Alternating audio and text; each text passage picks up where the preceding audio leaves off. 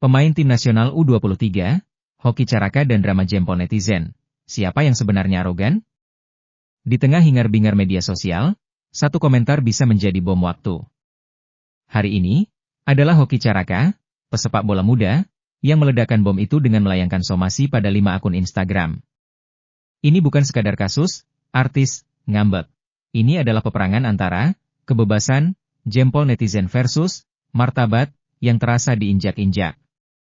Sebuah pertarungan yang provokatif, memancing pertanyaan, siapa sebenarnya yang terlalu arogan di sini? Ketika kritik berubah jadi teror, batas tipis antara opini dan jeruji besi. Kita semua familiar dengan adagium, suara rakyat adalah suara Tuhan. Tapi, apakah suara rakyat itu berlaku absolut di dunia maya? Kasus somasi Hoki Caraka adalah tamparan keras bagi siapapun yang merasa bebas melontarkan kata-kata di balik layar anonimitas. Ini bukan lagi soal kritik membangun, melainkan dugaan pencemaran nama baik dan penghinaan yang bisa berujung pada jeratan Undang-Undang ITE yang terkenal kejam. Pasal-pasal keramat seperti pasal 27 ayat 3 dan pasal 45 ayat 1 UU ITE terbaru seolah jadi hantu bagi para komentator lepas. Ya, UU ITE terbaru memang diklaim lebih manusiawi, dengan penekanan pada niat jahat dan mekanisme delik aduan yang konon memprioritaskan mediasi.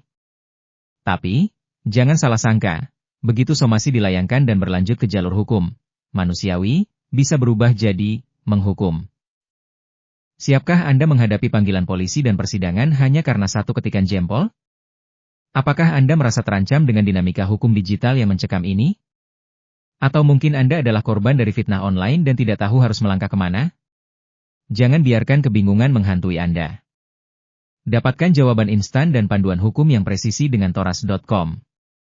Asisten hukum virtual Anda yang siap sedia 24/7, membantu Anda memahami seluk-beluk hukum siber tanpa perlu repot.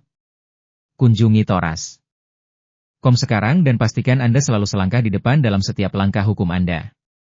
Balas dendam digital atau penegakan hak? Mengungkap motif di balik somasi.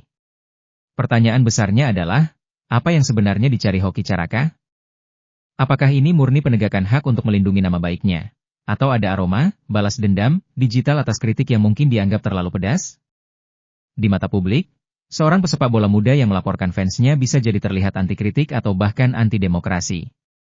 Namun, di sisi lain, bukankah setiap individu, termasuk figur publik, berhak atas kehormatan dan martabat? Para pemilik akun Instagram yang disomasi kini berada di persimpangan jalan. Abaikan somasi, dan ancaman pidana penjara serta denda puluhan hingga ratusan juta rupiah menanti. Patuhi somasi, dan reputasi online mereka bisa tercoreng dengan permintaan maaf publik. Ini adalah dilema moral dan hukum yang rumit, di mana setiap kata yang terucap di dunia maya kini memiliki bobot hukum yang berat.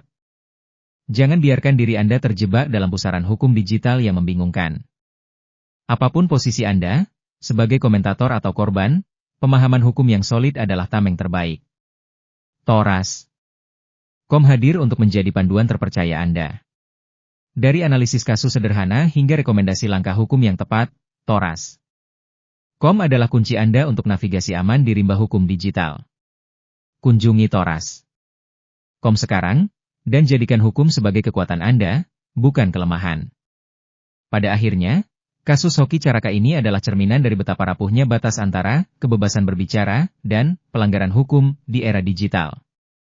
Siapa yang akan menang dalam pertarungan ini? Hanya waktu, dan mungkin putusan pengadilan, yang akan menjawabnya. Bagaimana menurut Anda? Apakah somasi ini berlebihan atau justru diperlukan untuk mendisiplinkan netizen?